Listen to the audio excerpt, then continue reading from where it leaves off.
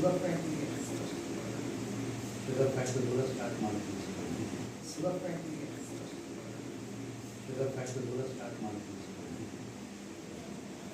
Sugar ಫ್ಯಾಕ್ಟ್ರಿಗೆ ಕೂಡ start ಮಾಡ್ತೀನಿ.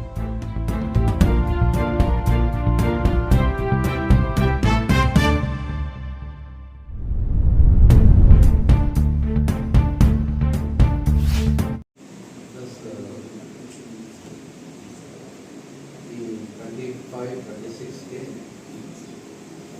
100 students admission.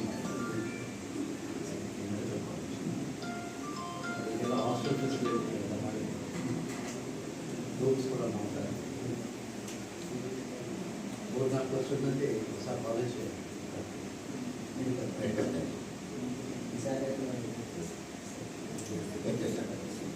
ಎಲ್ಲ ರೆಡಿ ಅನ್ನೋದು ಎಲ್ಲ ರೆಡಿ ಮಾಡ್ಕೊಂಡಿದ್ದೀನಿ. ಅಪ್ರೂವಲ್ ಬೇಕಾಗುತ್ತೆ, ಅಪ್ರೂವಲ್ ಕೊಟ್ಟರೆ ಮಾಡಲ್ಲ. ಶುಗರ್ ಫ್ಯಾಕ್ಟ್ರಿಗೆ ಕೂಡ ಸ್ಟಾರ್ಟ್ ಮಾಡ್ತೀನಿ.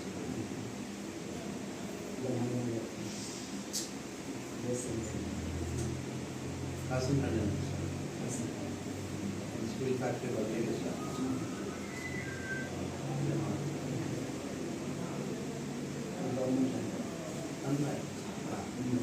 ಅದೇ ಜಾಗ ಇದೆ, ಅದೇ ಪವರ್ ಪ್ಲಾಂಟ್ ನೀರಲ್ಲಿ ಕೋ ಜನರೇಷನ್ ಎಲ್ಲ ಮಿಷನರಿ ಆಗ್ತದೆ. ವೀಕ್ಷಕರೇ, ಇದು ಕಲ್ಯಾಣ ಕರ್ನಾಟಕ ಕನ್ನಡಿ ಸುದ್ದಿವಾಹಿನಿ. ನಾನು ನಿಮ್ಮ ಅಯ್ಯನಗೌಡ. ಎಲ್ಲರಿಗೂ ಕೂಡ ನಮಸ್ಕಾರ. ಒಂದು ವಿಜಯನಗರ ಜಿಲ್ಲಾ ಕೇಂದ್ರವಾದಂತಹ ಹೊಸಪೇಟೆಯಲ್ಲಿ ಮಾಜಿ ಸಚಿವರು ಹಾಲಿ ಶಾಸಕರಾದಂತಹ ಆನಂದ್ ಸಿಂಗ್ ಮತ್ತು HR ಗವಿಯಪ್ಪನವರ ಮಧ್ಯೆ ಬಂದು ಸವಾಲ್ ರೀತಿಯಲ್ಲಿ ಏರ್ಪಟ್ಟಿತ್ತು. ಸಕ್ಕರೆ ಕಾರ್ಖಾನೆ ಸ್ಥಾಪನೆಯ ಸಮಸ್ಯೆ. ಆನಂದ್ ಸಿಂಗ್ ರವರು ಜಿಲ್ಲಾ ಉಸ್ತುವಾರಿ ಸಚಿವರಾಗಿದ್ದಂತಹ ಸಂದರ್ಭದಲ್ಲಿ ಸರ್ಕಾರದ ಕ್ಯಾಬಿನೆಟ್ನಲ್ಲಿ ತೀರ್ಮಾನವನ್ನು ತೆಗೆದುಕೊಳ್ಳಲಾಗಿತ್ತು, ನಿರ್ಣಯವನ್ನು ತೆಗೆದುಕೊಳ್ಳಲಾಗಿತ್ತು. ಒಂದು ಕಂಪನಿಗೆ ಒಪ್ಪಂದವನ್ನು ಕೂಡ ಮಾಡಲಾಗಿತ್ತು ಸಕ್ಕರೆ ಕಾರ್ಖಾನೆ ಸ್ಥಾಪನೆಗೆ. ಆದರೆ HR ಗವಿಯಪ್ಪನವರು ಶಾಸಕರಾಗಿ ಆಯ್ಕೆಗೊಂಡ ಮೇಲೆ ಅಲ್ಲಿ ಸಕ್ಕರೆ ಕಾರ್ಖಾನೆ ಸ್ಥಾಪನೆ ಬೇಡ ಎನ್ನುವಂತಹ ಒಂದು ಅಪಸ್ವರವನ್ನು ತೆಗೆದಿದ್ರು. ಬಡವರಿಗೆ ನಿವೇಶನವನ್ನು ಹಂಚೋಣ, ಬಹಳಷ್ಟು ಜನ ನಿವೇಶನ ರಹಿತರಿದ್ದಾರೆ ಹೊಸಪೇಟೆ ನಗರದಲ್ಲಿ, ಅವರಿಗೆ ನಿವೇಶನವನ್ನು ಹಂಚೋಣ, ಅಲ್ಲಿ ಸಕ್ಕರೆ ಕಾರ್ಖಾನೆ ಸ್ಥಾಪನೆ ಬೇಡ ಎನ್ನುವಂತಹ ಒಂದು ಅಪಸ್ವರದೊಂದಿಗೆ ಚಾಲೆಂಜ್ ಆಗಿ ತೆಗೆದುಕೊಂಡಿದ್ರು. ನಾಗೇನಹಳ್ಳಿ ಗುಡ್ಡದ ಬಳಿ HR ಗವಿಯಪ್ಪನವರು ಶಾಸಕರಾಗಿ ಆಯ್ಕೆಗೊಂಡ ಕೆಲವೇ ದಿನಗಳಲ್ಲಿ ಸ್ಥಳ ಪರಿಶೀಲನೆಯನ್ನ ಮಾಡಿದ್ರು. ಬಹಳಷ್ಟು ಜನ ಅದಕ್ಕೆ ಬೆಂಬಲವಾಗಿ ನಿಂತರು. ನಾಗೇನಹಳ್ಳಿ ಬಳಿ ಸಕ್ಕರೆ ಕಾರ್ಖಾನೆಯನ್ನು ಸ್ಥಾಪನೆ ಮಾಡಿ ಎನ್ನುವಂತಹ ಗವಿಯಪ್ಪನವರ ಒಂದು ಆಸೆ ಏನಿತ್ತು, ಆ ಒತ್ತಾಸೆಗೆ ಸಂಪೂರ್ಣವಾದಂತಹ ಬಹುಪೂರ್ವವಾದಂತಹ ಜನಬೆಂಬಲ ಸಿಕ್ತು. ಮತ್ತೆ ಆನಂದ್ ಸಿಂಗ್ ರವರು ಪತ್ರಿಕಾಗೋಷ್ಠಿಯನ್ನ ಕರೆದ್ರು, ಕೆರಳಿದ್ರು, ಕೆಂಡವಾದ್ರು. ಅದು ಹೇಗೆ ಮಾಡ್ತಾರೆ, ಕ್ಯಾಬಿನೆಟ್ ಅಲ್ಲಿ ತೆಗೆದುಕೊಂಡಂತಹ ಒಂದು ನಿರ್ಧಾರ. ನನ್ನ ಅನುಭವದ ಪ್ರಕಾರ ನಾನು ಕೂಡ 4 ಬಾರಿ ಶಾಸಕನಾಗಿದ್ದೀನಿ, 2 ಬಾರಿ ಸಚಿವನಾಗಿ ಕಾರ್ಯವನ್ನು ನಿರ್ವಹಿಸಿದ್ದೀನಿ. ಕ್ಯಾಬಿನೆಟ್ನಲ್ಲಿ ಸರ್ಕಾರ ತೆಗೆದುಕೊಂಡಂತಹ ಒಂದು ನಿರ್ಧಾರವನ್ನ ಮರು ಪರಿಶೀಲಿಸುವುದು, ಮರು ನಿರ್ಮಾಣ ಮಾಡುವುದು ಅಷ್ಟೊಂದು ಸುಲಭದ ಕೆಲಸ ಅಲ್ಲ. ಇದು ಅಸಾಧ್ಯ.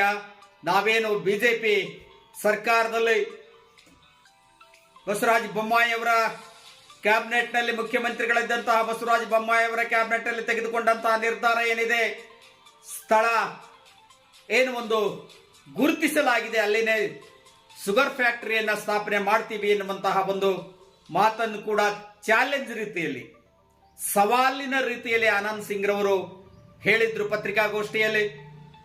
ಅಲ್ಲದೆ ಮುಂದುವರೆದು ಮಾತಾಡಿದ್ರು ಆನಂದ್ ಸಿಂಗ್ ರವರು.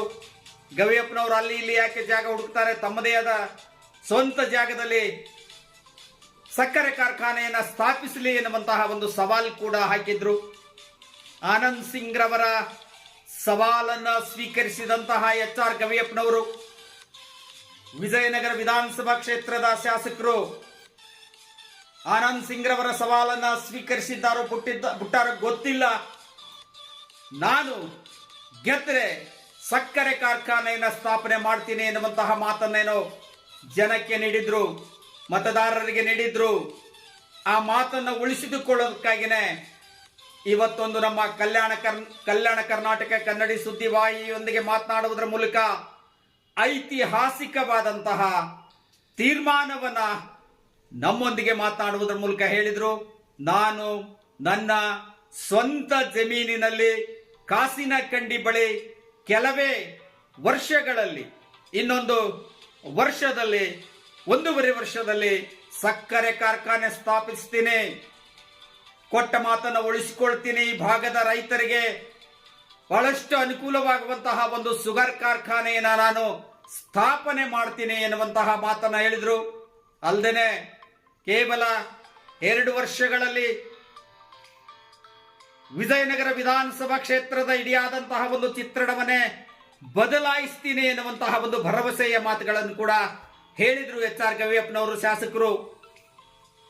ಇಲ್ಲಿ ಮೆಡಿಕಲ್ ಕಾಲೇಜ್ ಮಾಡ್ತೀನಿ, ಆಸ್ಪತ್ರೆಗಳನ್ನ ಅಪ್ಗ್ರೇಡ್ ಮಾಡ್ತೀನಿ, ಅನೇಕ ಬದಲಾವಣೆಗಳ ಮೂಲಕ, ಅನೇಕ ಆಧುನಿಕ ಸ್ಪರ್ಶವನ್ನ ನೀಡುವುದರ ಮೂಲಕ ವಿಜಯನಗರ ವಿಧಾನಸಭಾ ಕ್ಷೇತ್ರದ ಸರ್ವಾಂಗೀಣ ಅಭಿವೃದ್ಧಿಗೆ ಬದ್ಧನಾಗಿದ್ದೀನಿ ಎನ್ನುವಂತಹ ಮಾತನ್ನ ಹೇಳಿದ್ರು.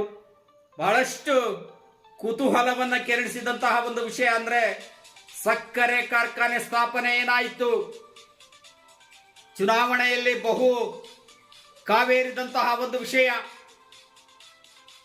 ಮಾಜಿ ಸಚಿವರು ಹಾಲಿ ಶಾಸಕರಾದಂತಹ HR ಗವಿಯಪ್ಪನವರು ಮತ್ತು ಆನಂದ್ ಸಿಂಗರ್ ಮಧ್ಯೆ ಏರ್ಪಟ್ಟಂತಹ ಸವಾಲ್ ಮತ್ತು ಸೇರಿಗೆ ಸೇರು ಎನ್ನುವಂತಹ ಒಂದು ರೀತಿಯಲ್ಲಿ ಏನು ಹೇಳಿಕೆಗಳು, ಗುಂಡು ಹೊಡೆದಂತಹ ಹೇಳಿಕೆಗಳು, ಬಾಣ ಬಿಟ್ಟಂತಹ ಹೇಳಿಕೆಗಳು, ಇಬ್ಬರಿಂದಲೂ ಕೂಡ ಕ್ರಿಯೆ ಮತ್ತು ಪ್ರತಿಕ್ರಿಯೆಗಳು ಆರಂಭಗೊಂಡಿದ್ದು. ಅದಕ್ಕೆ ಇವತ್ತು ಸ್ಪಷ್ಟನೆಯನ್ನ ನೀಡಿದ್ದಾರೆ. ವಿಜಯನಗರ ವಿಧಾನಸಭಾ ಕ್ಷೇತ್ರದ ಶಾಸಕರಾದಂತಹ HR ಗವಿಯಪ್ಪನವರು ನನ್ನ ಸ್ವಂತ ಜಮೀನಿನಲ್ಲಿ ಕಾಸಿನಕಂಡಿ ಬಳಿ ನನ್ನ ಏನೊಂದು ಫ್ಯಾಕ್ಟರಿ ಇದೆ, ಆ ಫ್ಯಾಕ್ಟರಿ ಬಳಿನೇ ಈಗಾಗಲೇ ಎಲ್ಲ ಸೌಲಭ್ಯಗಳನ್ನ ಆಗಲೇ ಒದಗಿಸಲಾಗಿದೆ, ನೀರಿದೆ, ಎಲ್ಲ ಸೌಲಭ್ಯಗಳು ಕೂಡ ಇದೆ. ಅಲ್ಲಿ ಸೆಡ್ ನಿರ್ಮಾಣ, ಮಿಷನ್ಗಳ ಸ್ಥಾಪನೆಯಾಗಬೇಕು ಅಷ್ಟೇ. ಕೆಲವೇ ದಿನಗಳಲ್ಲಿ ಶುಗರ್ ಕಾರ್ಖಾನೆಯನ್ನ, ಸಕ್ಕರೆ ಕಾರ್ಖಾನೆಯನ್ನ ಕಾಸಿನಕಂಡಿ ಗ್ರಾಮದ ಬಳಿ ನನ್ನ ಸ್ವಂತ ಜಮೀನಿನಲ್ಲಿ ಸ್ಥಾಪಿಸಿ ಈ ಭಾಗದ ರೈತರಿಗೆ ಅನುಕೂಲ ಮಾಡಿಕೊಡ್ತೀನಿ ಎನ್ನುವಂತಹ ಒಂದು ಭರವಸೆಯನ್ನ ನೀಡಿದ್ರು. ಮೆಡಿಕಲ್ ಕಾಲೇಜ್ ಸೇರಿದಂತೆ ಈಗಾಗಲೇ ಏನೋ ಒಂದು 100 ಕೋಟಿ ರೂಪಾಯಿ ಅನುದಾನ ಒಂದು ಮಂಜೂರಾಗಿದೆ. ಅದರ ಎಲ್ಲ ಕ್ರಿಯಾ ಯೋಜನೆಗಳು ಕೂಡ ನಡೀತಾ ಇದೆ ಎಲ್ಲ ಇಲಾಖೆಗಳಲ್ಲಿ.